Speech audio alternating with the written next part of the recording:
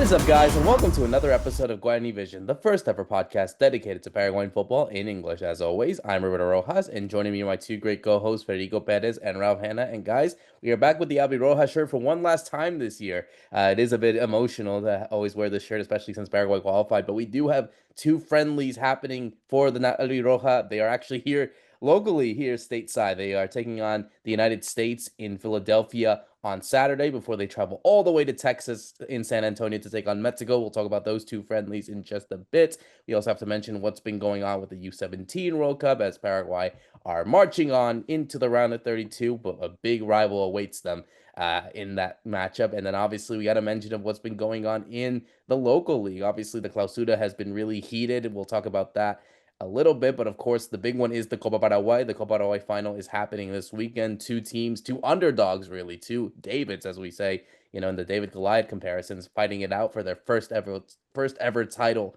in their history.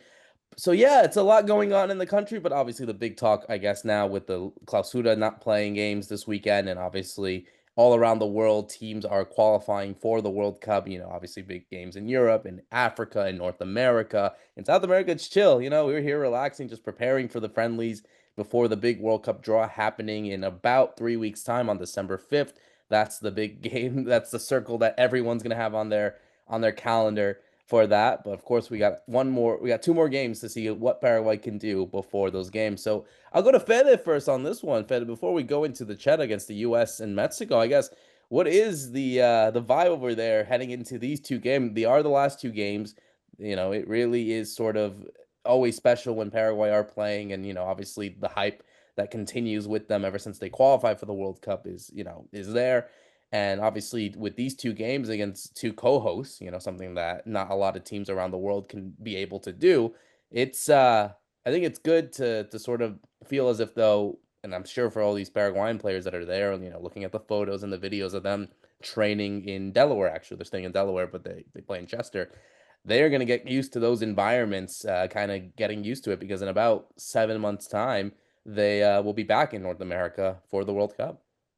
Hi, Roberto. Hi, Ralph. Hi to everyone listening to Guarani Vision. Like always, it's great to be back for another episode, like every week. And yeah, we're gonna start off talking about the Aldo Roca because they are the talking point, no doubt about it. This week with the Clausura having a pause and with the attention here in Paraguay going a bit to the Copa Paraguay, where you have two small teams going up against each other and really far away from the capital. The game is going to be played in Pedro Juan Caballero with the home advantage maybe for those de Mayo. So the attention is not going to be here in Paraguay, I would say, this weekend. Everybody's going to be their mind and all their thoughts are going to be with the players and what they do against the U.S. and then against Mexico. I think players are fighting for minutes, for a chance to play even in these two games. There are players that have been called up but are yet to get an opportunity out there. That's how good we're doing as of right now, or at least the way Alfaro sees it, because he hasn't changed that much of the team. For me, it's Julio Enciso and seeing him come back, our proud jewel. As I learned, the French should call him now Le Bijou. I heard a couple of French people trying to put that nickname for him as he's starting to play and he's starting to score now. We get our one of our best players back. A new goalkeeper was called up. You see a couple of new names also that might get an opportunity in these two very good friendlies, I would say, against two good North American teams, countries that will host the World Cup also. It's going to be a nice experience, just like you said, a World Cup environment for our players to get used to what we might have up against us next year.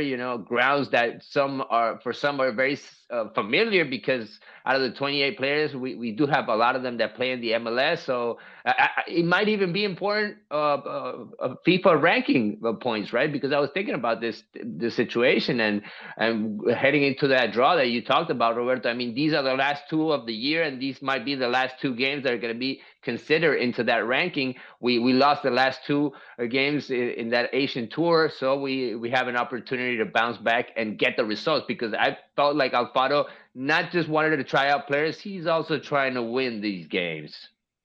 We actually tied one, by the way, Fede, not lost. I would hope that we didn't lose this too, because that would have made it even worse in the ranking. But yeah, you're right. That's true. Obviously, getting into these sort of games and, obviously looking into the future. Obviously, the U17 World Cup is going on right now in Qatar, happening over there. Paraguay obviously got out of their group, Ralph. Tough group, actually, barely scraping through. But of course, in this sort of format, it was always going to be easy for them if they were able to get the win. But, you know, again, you look at that, you kind of look at the present and the future, going on of what's been going on in the United States now with these current players as they play for the World Cup. You got these guys that are playing in Qatar, Mariano Ulasic's team. Who's to say that some of these guys, they are very young, but there is always maybe someone that surprises that, hey, who knows? Maybe could be considered for 2030 when they host their own World Cup in Paraguay.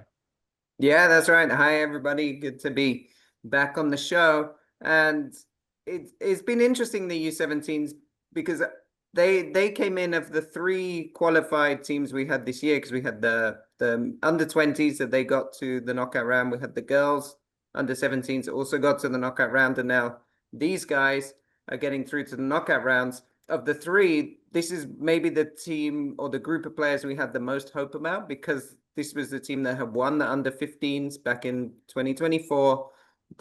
Even though they maybe scraped through a little bit in the U17s, we still knew there's a lot of talent there. But so far it's been quite difficult going, I think, for them to get through to this group. They managed to get through with the 0-0 draw against Ireland, who, I think if I'm right in saying, yeah, Ireland had won both their games, so they didn't need to win.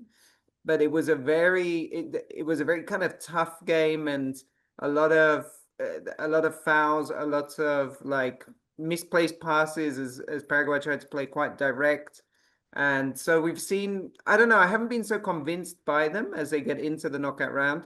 But now's a really interesting test against Brazil, because funnily enough, for whatever reason, they haven't played Brazil, this group of players. They didn't play in the Sudamericano. In the U15s, they avoided Brazil as well.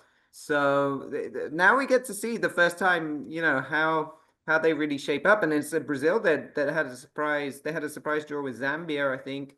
And so maybe there's some chances there. But what we've really seen so far from Uglesic's team is it was almost an Alfaro side is very functional. They want to go very direct. They don't want to have the ball much. Especially in that last game against Ireland, where Adam Ledesma, the captain, was actually suspended. So he's the one player they tried to play through more. And so it's been interesting to watch them. They're very effective, but honestly, I haven't been too impressed going forward, other than there were some great moments by Pedro Villalba, who's probably the star player. And then the defense. I mean, I've been really impressed with Leo Cristaldo and Mauro Coronel in defense. They've actually looked very good, looked very solid. And so let's see what comes up against this Brazil game, which is tomorrow. At the time of recording, it's tomorrow morning, because those games are in Qatar, so it's nice and early. And let's see if they can be finally the one team this year that does win a knockout game, because we've all got through the groups. Nobody's won a knockout game yet. And like you say, thinking to the future, we'd really want to see if they can make a long run in one of these tournaments. Maybe third time is the charm in this one. If it wasn't done in the U17 and in the U17 girls, maybe the U17 boys could do something. But yeah, that's a good point, Fede. I do want to close out on that. I mean, I guess similar to what Ralph and even for me, have you been impressed by this team, or do you feel like there's still something missing? No, there's definitely something missing, especially in the midfield, right? I mean, we're not seeing much creativity from that side of the team. I mean, you have Carlos Franco there who can play as a 10, that can make a difference if the ball gets to him, right? But we're playing long, and the defense is probably the part of the team that's taking, as of right now, the best qualifications, because you're seeing that Leo Cristaldo is really standing out as one of the leaders back there. Also, Mauro Coronel, like Ralph was mentioning, I think the defense as of right now is the standing point and in this team, and a couple of individual performance. Pedro Villalba has been able to stand out, just camps in several plays. He's been coming into the team, but you're not seeing the center forwards or the forwards make the difference yet, because they're not getting opportunities in the box. The team is not playing close to the box yet. Hopefully we start seeing that in these upcoming games, because now you do have to go all out. You know, this new format in the World Cup, it lets you kind of, okay, let's hold on and let's try to get that tie against Ireland. I kind of thought that Paraguay didn't go all out against this team because a tie was enough to get through to the next stage, and that's what they got. That's what they got indeed. So we'll see what they do against Brazil. Like you said, yeah, they haven't had that test in the South American level, Ralph. So this is the first time that these guys will step it up. So yeah, we'll see how they do there. Obviously, let's go into the Copa Paraguay real quick in terms of prediction, because obviously that is a big game happening this weekend between Dos de Mayo and General Caballero de Juan León Mayorkin. We talked about this last week. Fede, Ralph wasn't here. But yeah, it's a special moment for both these two teams, being able to beat knockout beat big teams in Asuncion from the Central, from like Guarani and Nacional. They obviously will be playing in that third place playoff, so they get some sort of reward. But yeah, this is a big one. The game is going to be at the Estadio Rio Parapiti over there in Pedro Juan. So we already know that Dos de Mayo is going to have the home advantage. I mean, Fede, this has been such a magical run for them, for Dos de Mayo. I mean, obviously the General Caballero one has been great because they did beat, the teams from Barrio Obrero, like Nacional and Cerro Porteño. They beat Ameliano on penalties, a team that has won this competition beforehand. So who's to say that these are two teams that are obviously, I think they're both favored in themselves. Obviously, you probably want to give the home advantage to Los de Mayo because of where they're playing and obviously the environment that's going to be there. But it's really tough to call, I would say, this final. Yeah, two teams that were able to also kind of fix their road, their journey this season, this year, because at a certain point you kind of saw them lost in the way, those Mayo, the way that they usually played with Felipe Jimenez, who had to come back and kind of fix everything, put everything back to place. This is a coach that I've been talking about a lot because he's one of the young coaches that has kind of caught my attention in these last couple of years, already in Intermedia when they came from second division, and now making it to their first final. He's part of the history, as also these board members that have taken over in these last years in Dos de Mayo, a club that you see a lot of potential because of the city that they play. And now with Libertadores also in 2026 for them, it's going to be a very special year. A lot of attention is going to go there. Hopefully they invest enough. Hopefully they put that stadium up to standards and they can make it special. That's what I'm hoping for next year. But in this final, yeah, they definitely won the first game, which was that draw, right?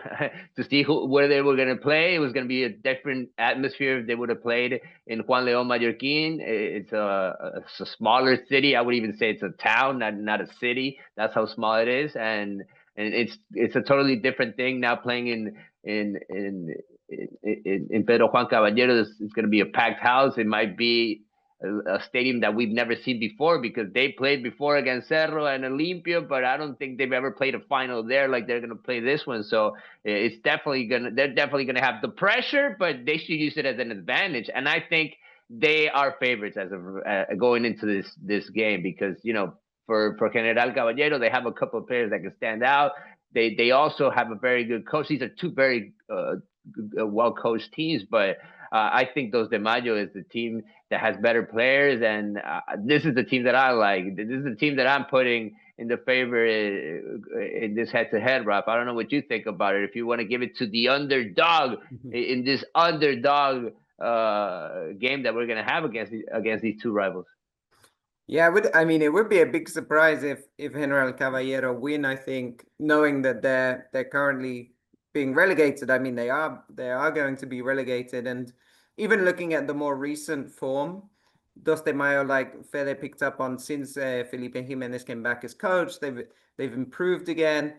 I was actually checking the last time they met in the stadium as well, these two, and it was a win for Dos de Mayo 2-0. Maybe the sliver of hope for General Caballero is the person that scored both goals that day, Cornet. He's actually been injured. He's been out for about a month since he got injured, so he won't be playing. So maybe that's a small bit of hope. But honestly, with the home crowd, the fact that I would say, yeah, it's a stronger team on paper, and also maybe the motivations. I mean, for General Caballero, well, I suppose the motivation's there for both, right? Because you win the huge prize money. It's your first tournament. But I just think, yeah, things are in favor of Dos de Mayo to really make history and become the first winner of this tournament from outside of Asunción. And well, even if General Caballero do it, that will be the same thing. But I do think the trophy is going to go to Dos de Mayo. So you say the trophy's going to Pedro Juan. Fede, do you agree? Yeah, I kind of see it that way. I see the celebration there in Pedro Juan Caballero, and I see a team that's just going to build on this championship and have a lot of people in their stands going into the Libertadores next season. I kind of want to see that fairy tale story at the end of this year.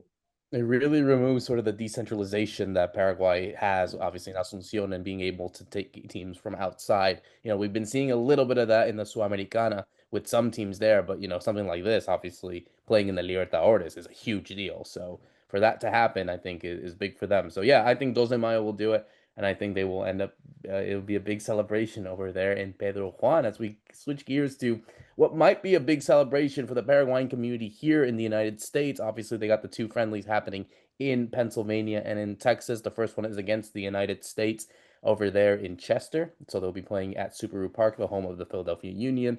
This is the first time they're back in Philadelphia. I was looking at since 2016 in the game against the United States, where they lost 1-0 in the final group stage game of the Copa America. That was also Ramon Diaz's final game in charge. So, a lot of remembers some bittersweet memories for a lot of these players who was actually part of that squad. But looking at that squad, actually, guys, there is not a lot of change, and I think that was obviously expected. Obviously, I think the big one going in the goalkeeper, again, this is going to be another discussion that we're going to have, is obviously Gatito Fernandez is there, Orlando Gil is there, and a guy that shout out Ralph for you pointing him out as a guy that obviously one is to look out for. Aldo Perez. Aldo Perez makes the squad as the third choice goalkeeper. I mean, I'll open this up actually because, obviously it's always going to be difficult to see now that I think this is really the battle between Fernandez and Gil. And even then, that's still sort of a big debate. But that third choice goalkeeper, obviously Alfaro hasn't had the chance to try out any other goalkeepers. And, obviously he's seen Juan Espino get called up, Carlos Coronel, who obviously started the World Cup qualifying process before Alfaro came in, actually. It was under Barros Queloto and Gani Garnero. But to see Aldo Perez in there, is he vying for that spot? Is that so? I guess what you're saying is, I wonder what is more likely. And I'll jump it up to Ralph. Actually, is it that third choice goalkeeper, or really deciding on a first choice? Because I feel like both of them are actually big debates at the moment. Yeah, I think it's a good point. I think goalkeeper is probably the most debatable spot in the whole team, right? I mean, sometimes we see with the fullbacks, he might go more defensive or he might want to be more attacking. But in terms of the real who's going to be the starter, I think this is the question marks, because Gatito isn't playing as much, because when he did play in the last friendly as well, he made a couple of errors. So there's question marks about him. Gil, we know, okay, is very exciting, but also very young. And I think for Aldo Perez, like you say, he's the third. He is really the third choice, or might not even be. Maybe this is a once in a lifetime experience. We don't know, or a once in a this stage of my career experience. We'll see, because Coronel could come back in the fold. But I think really between Orlando Gil and Gatito is, yeah, it's a big question at the moment, and it's because in those last two friendlies, we maybe didn't see anything from Gatito to say, oh, I should definitely still be number one. But then at the same time, we didn't really see a performance from Orlando Gil that said, oh, wow, he's going to step into this as easily as he stepped into his role in San Lorenzo at club level. So it is really one up for debate. I mean, it's a hard call for Alfaro, because one easy solution would be, okay, let's start one against US and start one against Mexico. But by doing that, you create more tension, right? Because then you're telling them, hey, this is up for grabs. I haven't decided yet. So you almost put more pressure on them. So then there's the other thing of, do you just stick with Gatito Fernandez, who got you there, bank on or bet on that probably he will go to another club? I don't think he'll stay at Cerro. So he'll go to another club. He could get more minutes in the new year, and then things will work themselves out. So it's a hard call for Alfaro. I mean, I don't know which way he's going to go, but I do think they'll both start I mean, I do think Gatito Fernandez will start at least one game. My question is, does he start both? And that's really the question I don't know the answer to, and that's why Alfaro gets paid the big money. Yeah, the guys are competing obviously for minutes, for an opportunity, even in the final list, right? For that third spot, I think it's totally up for grabs. But I would go for the experienced goalkeepers. I mean, I think you have enough with Orlando Hill there if you're already taking him. So with Gatito, and I thought with Carlos Coronel, I mean, he's 28. He's playing in the MLS regularly. I don't know why he's not considered as much as other goalkeepers. I thought he was going to be called up in these games because we're playing there in the U.S. But he's taking a young goalkeeper probably because he wants to see him again. I think he was already being called up by Barros Eschelotto a couple of years ago. He got his opportunity in a couple of friendlies, but he didn't play, so he has yet to have a shot. With the pressure and what it means to be the goalkeeper of the national team, especially in these kind of games where I think in certain moments you're gonna have to be the defensive team, and the goalkeeper is gonna have a lot of work. So let's see if they get an opportunity, or if again we have Orlando Hill getting more minutes, just like he had in the second friendly. He might be the goalkeeper to look out for, I believe, because if Gatito's not doing well, if he's not, giving the team the confidence that we need, if he's making mistakes, if he's not finding the club where he can have more minutes, maybe it's Orlando Hill's moment to shine. And because I don't see Carlos Coronel here, and I don't see another goalkeeper really making the difference in this friendlies, maybe Orlando Hill is slowly and quietly stepping into the spot. Absolutely. And, of these two friendlies, obviously, they are of similar caliber. They are two big teams in the same way that it was last one against Japan and South Korea. I think it ends up being that way. This is just my honest bet. I think Gatito, I think he plays against the US, and then, Orlando Gil plays against Mexico.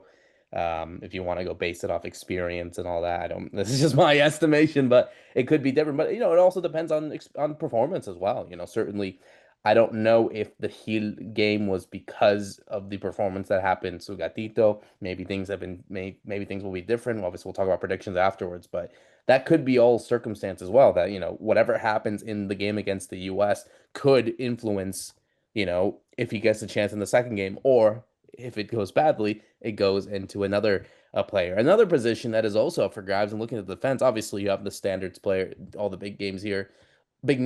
Obviously, Omar Derete actually coming in, because he hasn't been playing a lot for Sunderland due to a concussion protocol. Good to see him there. Obviously, will be his first game back when he does play against the United States. One name that I'm really, obviously Alexis Duarte also getting a call up here. He hasn't played yet for the Paraguay national team. One name that, of course, I think a lot of people have been talking about, and this is one off the form of how he's been doing at Cerro Porteño, and two, again, opening the debate for the left back is Blas Riveros. Blas Riveros is back in the squad for this national team. And, I'll open up to Fede. I mean, do you feel as if, though, this is based on his form? Is it based off of him, finally getting a chance? Or is it just after the performances that we've seen, and even from a player like Junior Alonso, who, if we have to stand out some players that have also been up from criticism for a lot of fans and, pundits and all that, it shows that, hey, that starting left back position is vulnerable, because you have him, you have Agustin Standes, who also hasn't really demonstrated that much. So you get someone like Blas Riveros, who has been doing so well, has been so crucial to Cerro Porteño's run to the Clausura title. Yeah, and we are yet to see, players from the domestic league, take it to the national team, the same level, and or even from the confidence side of it, the coach giving the starting role to one of those guys. Not many have had that opportunity. Maybe Gustavo Velasquez has done it in the qualifiers, the Cerro Porteño defender, but just because the spot opened up, not because he's one of the starters. And I don't see that happening with any of the local players. We were just talking about one like Aldo Perez. Now you're just throwing another name like Blas Riveros. I could throw in Rodney Redes, who was called up before and never got an opportunity to play. From Olympia, Lucas Romero of Recoleta, he's been called up lately but has yet to play. A midfielder, but talking specifically about Blas Rivero and that left back spot, it's totally open, guys. I mean, look at the amount of players that he called up this time. We even have Diego Leon there, also one of the young guys stepping up from Manchester United and getting his first call up. Also, Junior Alonso, who is the regular in that spot. You have Agustin Sanders also coming in.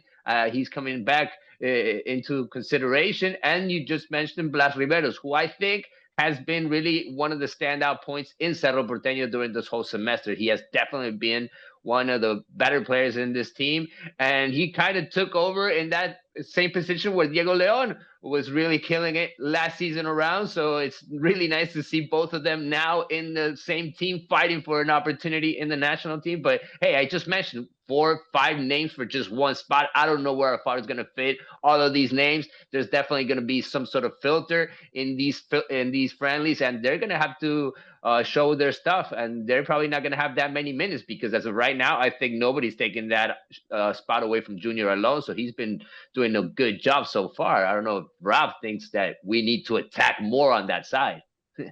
Yeah, that's right. That's the question about the fullbacks. It's usually going to be Junior Alonso, and it's only if he wants to or he feels like we need to attack more, he would bring in previously Sandes. And I don't think Sandes is ever really convinced. So that's why with Diego Leon and Blas Riveros, you have two very interesting players because, like Fede was just pointing to, like Riveros has replaced Leon at Cerro Porteño, but really it's like Riveros is having the renaissance and coming back, and Leon's the one with the projection because he's much younger and still hasn't got much senior minutes at Manchester United. So he's kind of got two players that are very similar, but at different points in their career. And maybe, you know, one's coming up, one's coming down, you could say, and they're somewhere in the middle. And so he has to decide on them. But one thing that was really interesting, maybe we shouldn't read too much into this, but when they announced the squad and they do the graphic, they put Diego Leon actually after the midfielders. So they were almost saying that Diego Leon is being considered in midfield, right? I mean, maybe we shouldn't read too much into it. It's just a graphic, but I thought that was strange that they put him there and not with the other left backs. He's actually like next to Diego Gomez and Hugo Cuenca. So that was like because I know Leon started out as a midfielder, and there's always been that feeling that it's defensively where he needs the more work. I mean, going forward, we know how exciting he is, like that goal he scored recently, right? For the under 21s when he just bursts through everybody and scores. We know he can do that, and it's always been more the defensive. But I think ultimately you wouldn't want to change too much. You want to I think he likes playing Cáceres on the right and Alonso on the left because that gives him nice balance. Cáceres can go forward, can put in crosses, but then he's almost got a three that can defend with Alonso. If he plays Juan Cáceres and let's say Blas Riveros, you could get very exposed very quickly. So I think the only way you might see Riveros or Leon get a chance is one, like late in the game, or two, if he decides that right back he's going to put somebody like Gustavo Velasquez and you know, make it more defensive that way. Or the Alexis Duarte question is really interesting as a player that probably won't get game time. But one thing I noticed is in Santos, he's played a bit in a back three and a back two. And so in Alfaro's mind, he probably thinks I might be able to risk putting Duarte at fullback as well and try him out there. So you can never know with Alfaro with his centre backs becoming fullbacks. He does enjoy it. But I think ultimately we'll see Junior Alonso and Juan Cáceres starting fullbacks. Yeah, I think so as well. I think that's going to be the starting four, and it's the one that, as we say here, play by memory. The one that obviously everyone knows, and I think the same could be said for the midfield. I think obviously, without any sort of different changes, because we'll talk about the attack in a bit. But I think that midfield is, and rightly so, I think is Andres Cubas, Diego Gomez, who's on good form, obviously, for Brighton. I guess you want to go for someone like Damian Bobadilla. I think, Galarza has obviously been a bit low ever since his time at River. I think Bobadilla has had a, better window, I would say, in the last month or so ever since that. But there are other options. You have obviously Diego Gonzalez being there. It doesn't really, he is listed as a midfielder, but he could play in that position if need be. You obviously have Brian Ojeda, who is obviously used to these environments here in MLS. Obviously, Gaku Romero, Ramon Sosa, also on good form over there in Palmeiras. Hey, maybe Lucas Romero gets a chance after whatever he's done at Recoleta. I mean, it really does feel like a free for all, but also at the same time, and I'll go to Ralph on this one. You kind of feel as if though you want to maintain this base and you don't want to ruin it as much unless it's necessary. Yeah, I agree. I mean, I think you want to see the starting three against Japan was Pugas, Bobadilla, and Diego Gomez. Now, the difference you have is in that game you didn't have Julio and Ciso, so you might want to play in Ciso where Gomez was playing in that game, and actually just play with Cugas and Gomez, and then you have a space to play somebody like Diego Gonzalez. But I think we'll probably see that. I'm guessing the Boadilla, Cugas, and Gomez is a very strong three. Boadilla played really well for me in that game against Japan, and if you want to have that bit of extra creativity, he's your better player in the Dan say Brian Ojeda, who did start the game right against South Korea. I think he got all 90 minutes. Yep. Ojeda will be really interesting, like you said, playing in MLS, especially if they play any games on the plastic pitch, isn't it? That's not the right word. The artificial turf, right? Artificial turf, yeah. Because he will be much used to it, I think, than most of the other players. I mean, in Brazil they do use it sometimes, but I think that's a point to not overlook that for the players that aren't used to playing on turf, it can be very useful to have a player with that experience because the ball just moves differently. The pace of the game is different, and so Ojeda has that experience. But I do think we'll go with, like you were saying, the Boadilla, Cuas, Gomez, and it's interesting. I haven't even mentioned Galarza, so that's maybe says something. Yeah, no, and just looking at the weather as well, Fede, it's going to be cold. It's been cold this whole week actually here in the Northeast. It looks like it's going to be around that same temperature heading into game time. It looks like it's going to rain again. That's irrelevant, I would say. It's not the biggest difference, but yeah, I think that is a good point that Ralph mentioned that maybe you got a lot of these guys. I mean, obviously you got someone like Diego Gomez who knows what it's like to play in those type of environments in cold weather as it gets colder in England. Almiron, the same thing. Cuba's obviously with his time in Vancouver and several others. Diego Leon, he's already had his chance in at United, playing in that sort of weather. So, there are options for players that aren't used to these conditions, and hey, those are the conditions that players need to get used to if they want to, one, obviously handle the long season after these friendlies and heading into the World Cup, and two, to obviously be well conditioned and we well considered by Alfaro.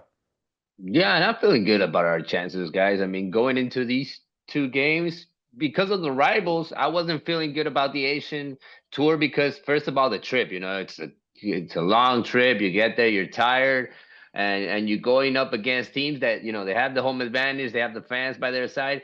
Yeah, in these two games, they're gonna have the fans again by their side. We're gonna have a tremendous atmosphere, probably in the second game more than in the first one. I don't know if the Americans are that in love with their team as of right now, heading Well, the into the same could be World said for Cup. the Mexicans. The same could be said for the Mexicans as well. Yeah, I was gonna ask you guys about that. Just going into these games, what kind of stadiums are we gonna get? The vibes from their side of it, because I don't know if Pochettino has been able to put everything in place yet with his team. If they're really favorites going into this friendly against Paraguay, playing at home, and Mexico. I mean, I hear criticism every day from their press on this team heading into the World Cup. So I'm really feeling good because I see our rivals and they're not in their best moment, in their best shape as of right now. They are definitely under pressure, Ralph. I've been looking at some of the stats, before we actually talk about the attack in a bit. But yeah, going into sort of the games, the United States has obviously had sort of an inconsistent ride ever since Pochettino took charge. There was at one point in this whole year before the Gold Cup where they obviously went to the final and lost to Mexico. They lost four straight. So they lost four straight to Panama, Canada, Turkey, and Switzerland. And then in this last window, the last two windows, they lost to South Korea, which was a team that we also lost to. They beat Japan. Obviously, we got a result there. They tied against Ecuador, result that we were able to do in both home and away. And then they beat Australia. So, yeah, it's been sort of inconsistent. And the same for Mexico. It's been even worse, actually. They haven't won a game since that Gold Cup final. They tied Japan 0-0. They tied South Korea 2-2. They lost 4-0 to Colombia over there in Arlington. So, even with all these Mexican fans, they lost, and they tied Ecuador 1-1. And similar to obviously the United States, they will play Uruguay as well. So they switch it. Obviously, Mexico plays Uruguay first, then they play Paraguay, and it's the reverse for the United States. But yeah, this might be a big factor. I mean, I know that there's going to be a lot of Paraguayans going. I don't know what's it going to be like in the environment in the U.S., but they always turn up well. They'll always have some sort of support as they always do, similar to Mexico when they play in San Antonio, big Mexican American community. But yeah, in terms of what we see on the pitch, I think it's probably the best time if you're a Paraguay fan to really take on these two teams who are really very inconsistent. And I think the pressure's on them because they're the hosts. They don't really have any big competitive games, obviously, to play anymore before the World Cup. They already had that with the Gold Cup. So it's just these friendlies, and they need to impress probably better than we need to.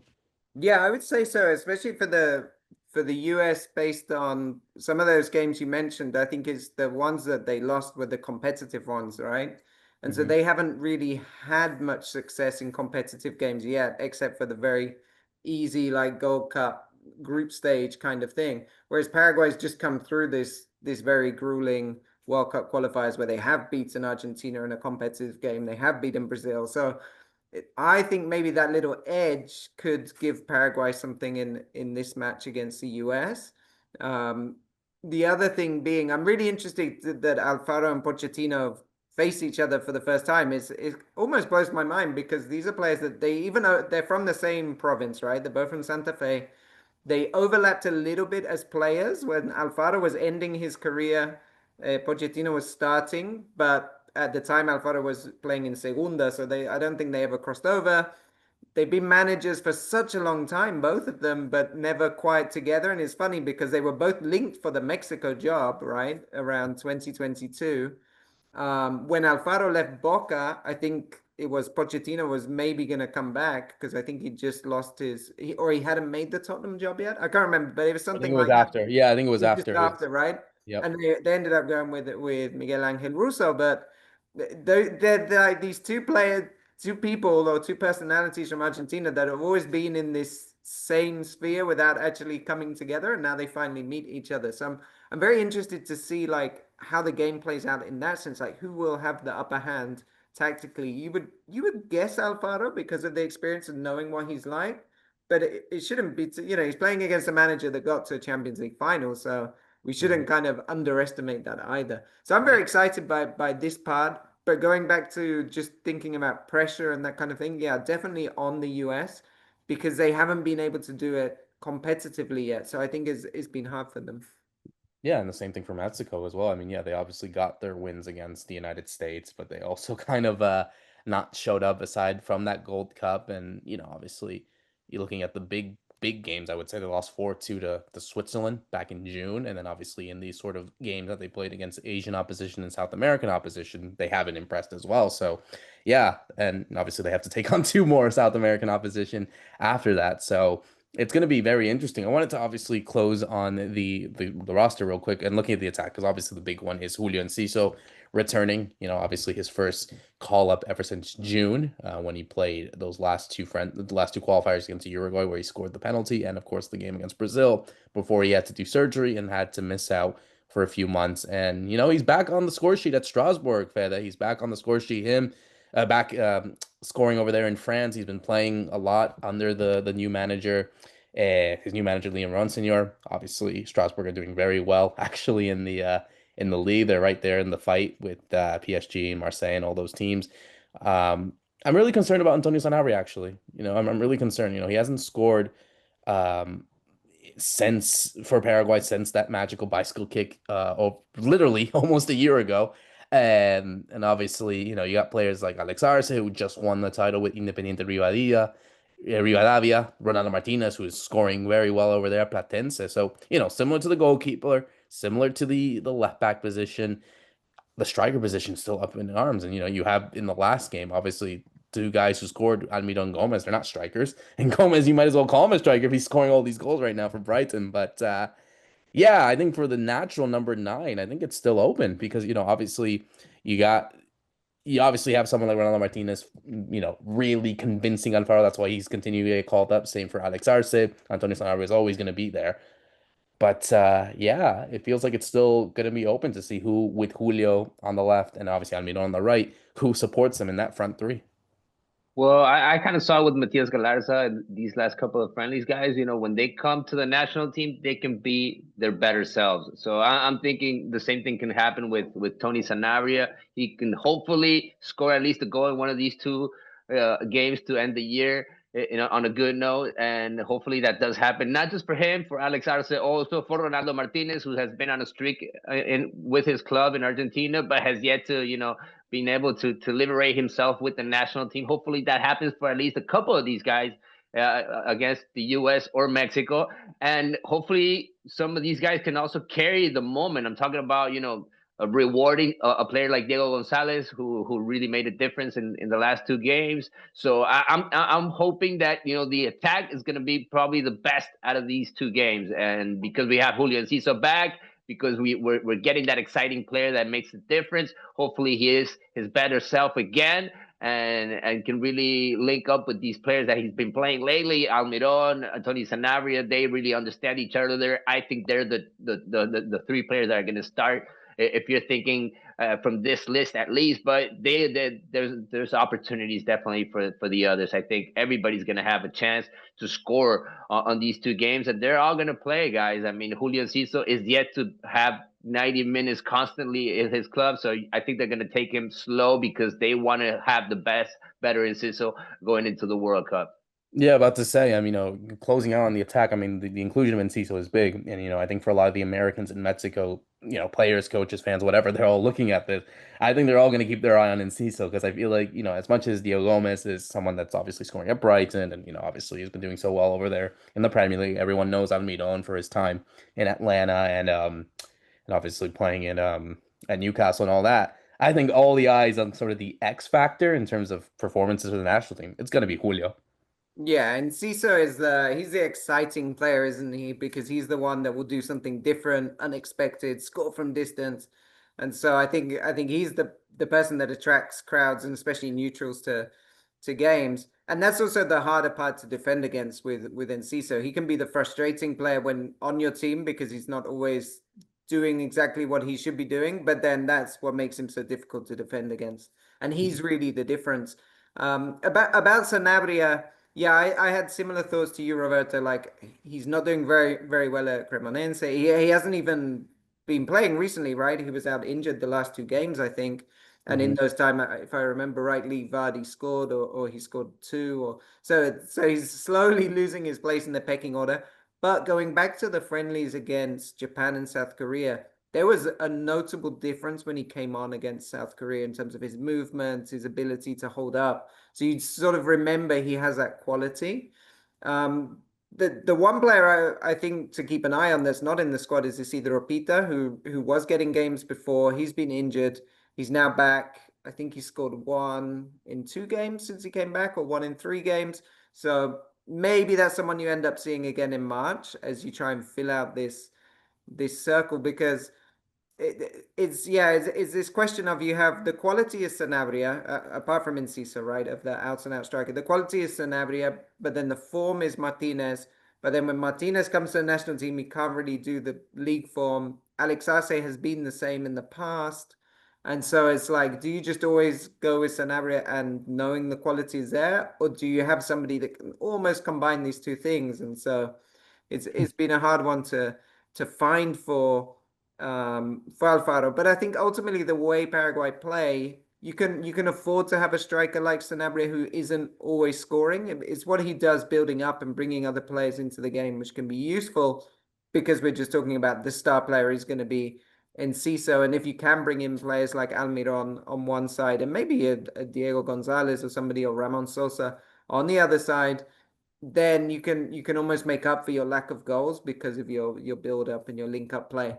So we'll have to see, but I do think I'd want Sanabria to start, and he'd be my starting striker whenever he's fully fit. Which, by the way, I don't think he is. Like I say, he's coming into this off an injury, so let's see how many minutes he does get, similar to Julian Ciso as well.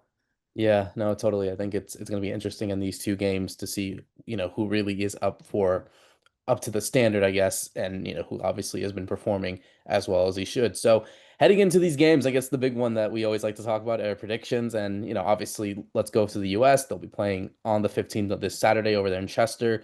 It's a U.S. side that is also not at its strongest, actually. There are some names missing. There's no Christian Pulisic due to injury. There's no Weston McKennie. There's no Tyler Adams, but there are players that are obviously well known, I guess, from a broad standpoint. Jorginho Dest, Tim Ream. You had someone like Gio Reyna back on the squad, a player that's had some controversy in terms of just him trying to make the squad. Ricardo Pepi scoring well for PSV, Florian Balogun doing it at Monaco.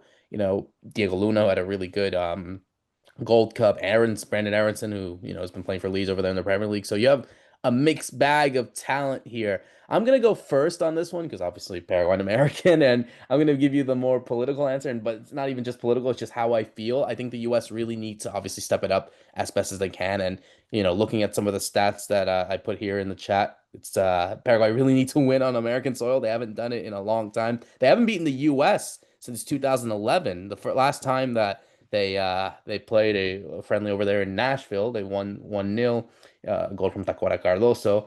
But yeah, they need to obviously do better on American soil and also to beat their record in the United States. They've only beaten them twice in their history, which is a crazy stat. I didn't think it was that much, but I think the record's gonna stay that way. I'm going for a 1-1 draw. I think it's just I think the US need to, take it up much of an obligation to get something. So, and I think Paraguay, I don't know if this is the best Paraguay that we're going to get as of yet. I think they're still finding their rhythm, especially with, long travels and all that.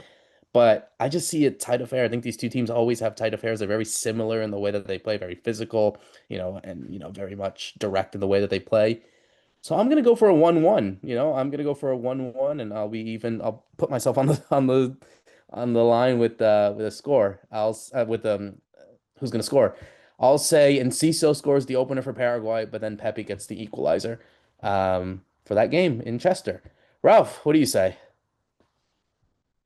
Yeah, it's a really good point about how Paraguay have struggled in the US. They've only won one of their last 11 games or something, and that was against Mexico in a game that they didn't deserve to win. Or we were at that match, and I Well, we were remember, there, of course. yeah, Yeah. Anthony Silva pulled off so many good saves, and we were very lucky, I think, to get the winner, which was Derlis Gonzalez.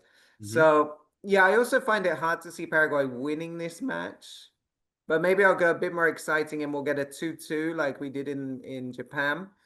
I'll do scorers as well. I think Miguel Almiron scores in the US and Diego Gomez, and we'll get a 2-2 draw.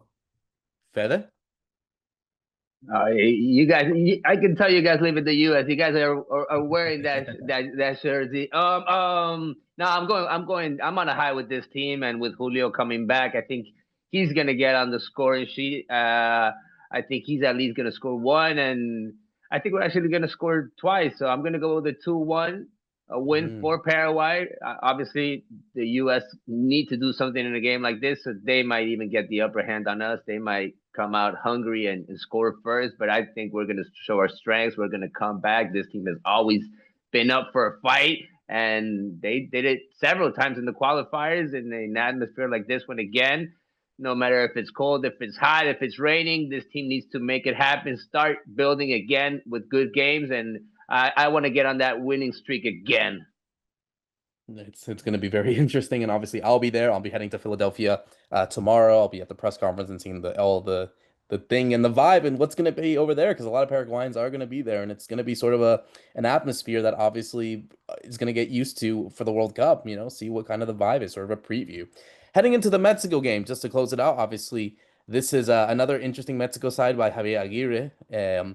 Looking at some of the players on that squad, obviously you have the likes of Edson Alvarez there. You have players like Gilberto Mora, who is the jewel. If Julio Enciso is La Joya of Paraguay, Gilberto Mora is the jewel, you would say, the 17-year-old who has been linked to various clubs around the world, who's been probably the most exciting young teenager in the region, in all of CONCACAF. Obviously a big name to look out for. And in the attack, you got players like Raul Jimenez, who obviously with a lot of experience in the Premier League, Chucky Lozano, now playing in MLS, but currently playing used to play over there in Europe. So Paraguay have also been unlucky against Mexico. They've only won 5 times against them, 11 losses, 5 draws, and only 5 wins. And obviously, the last time that they did faced each other was at that game that we both talked about, Ralph, over there in Atlanta when they lost 1-0. But since then, they've kind of really always had the upper hand. I think this might be a bit different. I think this Mexico side, again, is so inconsistent. They really haven't been finding a lot of joy in their team. I think it's going to depend on what happens against Uruguay, but I think this is the game where kind of Paraguay break through. I think they do need a statement win. They haven't had one in these friendlies as of yet. They weren't able to do it against Japan. They weren't able to do it against South Korea. I don't think they're going to do it against the U.S., but I think they do it against Mexico. I think it's going to be similar. I don't know why. Ralph, I'll go to you as well to go for that prediction, but I see a similar game where Mexico is just desperately trying to score, but on one breakthrough, Paraguay are going to score. I think it's not going to be as similar to that. I think it's going to be a bit more open because I think Paraguay needs to take the game to Mexico. They haven't done that in quite some time. So I'm going to say a 1-0. I'm going to say a very conservative 1-0. I think Diego Gomez gets the goal in this one, actually. And Paraguay finish off the year before their draw with a big win against one of the World Cup co-hosts. Nice, nice. And I think Paraguay will win as well. I watched Mexico against Colombia, and I thought, wow, it was really like a big difference. And then I know Mexico got the draw against Ecuador. I didn't watch that game, but in the one against Colombia, I thought they really struggled when, with like the transitions and the ball being carried towards them, which is when I think about Almiron and Enciso and then either Soso or Gonzalez. It's like they're going to struggle again against the kind of team we set up. So I think Paraguay can win, and I think it can be, I'll say 2-0, and this is where we get Enciso getting a goal.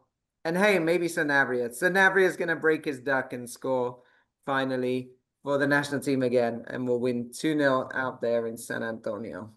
Fede, are you going to go 2-0 or are you going to be more conservative? Not at all. I'm gonna go all in on this one because I think Mexico. I've seen some of their games this year. I follow, Mexican press all the time. I'm hearing what they're saying about this team, and I see that they're going into these two games with a couple of young chips, a couple of young players also that are gonna try to break through. But now against a team like us that we already know what we're playing, that we already know what we need to do out there. I think, I like a 3-0 for this one. I think Paraguay is going to close it out in fashion this year. That has been a historic year for Paraguay going back to the World Cup. And that's the way I want to see the year end, guys, with the humongous win against one of the teams that's going to host the World Cup. That's what I want. Hopefully that doesn't end up happening, and we have goals from Tony Sanabria, from Diego Gomez, from our exciting players, maybe Miguel Almiron, or maybe one of our defenders making the difference, because I do think the aerial game could be important in this match also against the Mexicans. So why not think of a goal from Gustavo Gomez, our defense and our captain? It is going to be very interesting. I obviously will be there to cover it in Philadelphia, and obviously we'll be watching what's going to happen in San Antonio. And as always, we will talk about it heading into the final games of the year. Obviously, we got a big Clausura race to talk about when we come back with our next episode, and then the World Cup draw. I mean, that's going to be a big one to talk about, to see where Paraguay face who are their three rivals for the 2026 World Cup, as we close out another great episode. For myself, Roberto Rojas, Fede Perez, and Ralph Hanna, thank you so much for listening in. See you soon.